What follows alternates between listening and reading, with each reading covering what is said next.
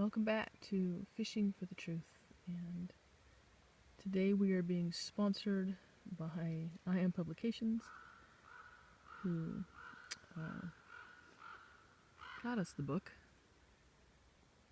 and we're talking today about how anger covers pain,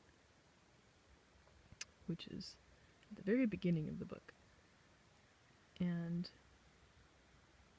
it's something that I say to almost everybody. I think every single client of mine, if I say anger covers, they'll be able to say pain.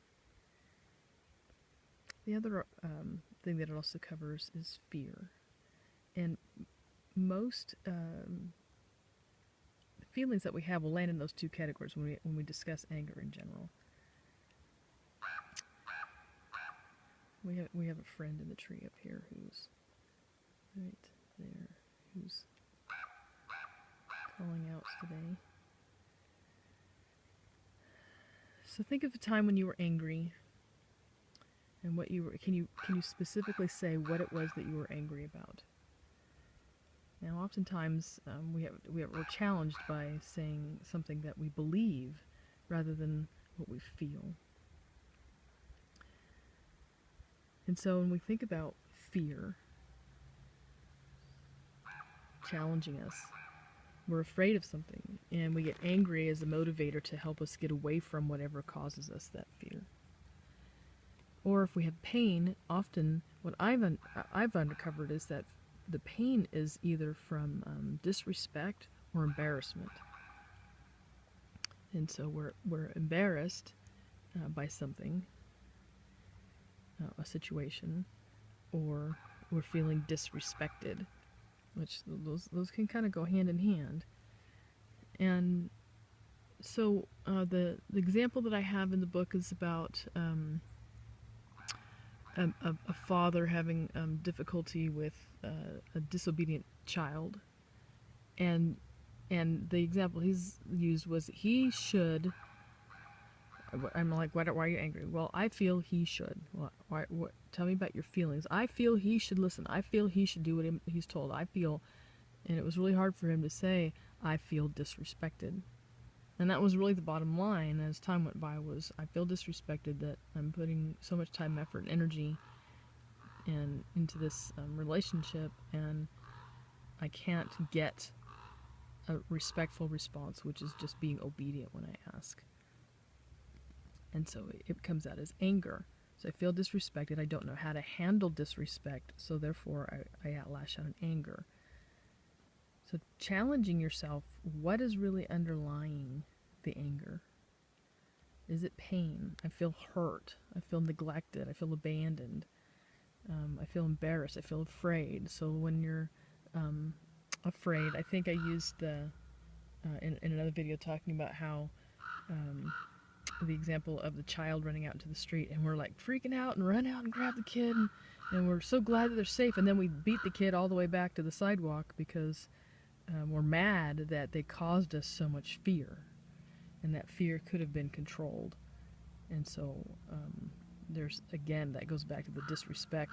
Why don't you listen to me? Why would you do that?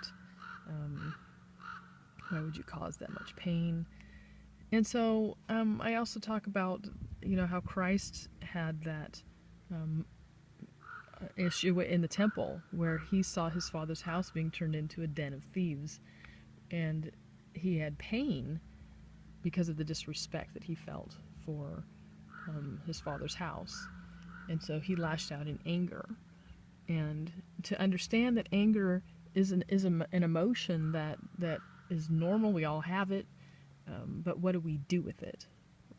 Can we stop and say, okay, I'm feeling angry, what is underlying that? And what is the most effective way to handle the underlying issue? If we always operate out of anger, then we actually shut people out, and we don't learn how to communicate our emotions well and healthily. And so really spend some time thinking, do you have a relationship that gets stuck in anger, where it's just anger, anger, anger all the time? And can you stop and say, okay, what is it that's causing the anger? Am I feeling disrespected? Am I actually being hurt? Am I feeling disappointed, frustrated? all those feelings that can underlie what the anger's covering. And so if we see the anger as a secondary emotion and we don't allow the anger to be our primary emotion and back out and say, all right, how am I really feeling? Can I verbalize that? Can I even tell myself this is what I'm feeling? And sometimes it'll take time. You can go for a walk, do some jumping jacks, shut yourself in the bathroom, calm yourself down and say, okay, what is it that just got me that angry? And then go back and say, okay, this is what it was. This is why I feel angry. And this is what I would like to do about it. This is how I'd like to resolve it. This is what I would like to do to make sure that this doesn't happen again.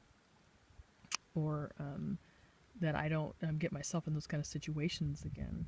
You get to decide then how you handle those situations and focus on the underlying issues, and then you come to resolution. Anger rarely resolves anything other than with violence and shutting people out and distancing people. And so hopefully this will give you a little bit of insight into anger as a secondary emotion, and you'll take some time really thinking, how do I verbalize my pain? How do I verbalize my fear in a nice, clear way? Give concrete possibilities for resolution.